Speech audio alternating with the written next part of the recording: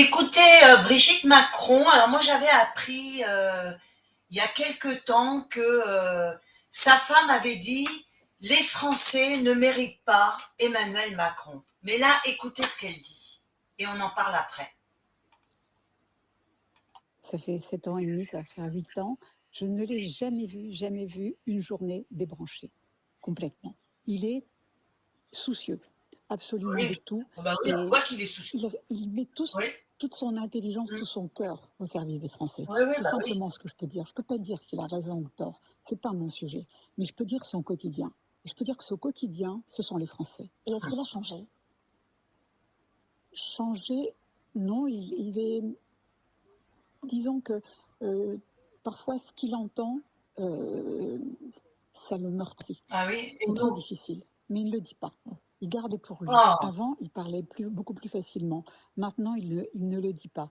Et ça, je comprends, parce que s'il y a une chose qu'Emmanuel mérite, c'est le respect. voilà. Donc vous avez entendu.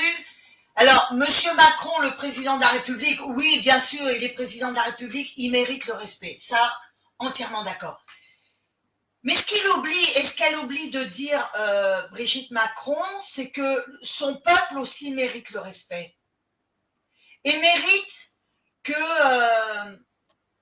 nous ayons une vie digne et que notre président de la République ne soit pas irrespectueux envers nous. Parce que c'est ce qui se passe. Quand il vient dire les gens dans le métro, ce sont des gens, ce sont des riens.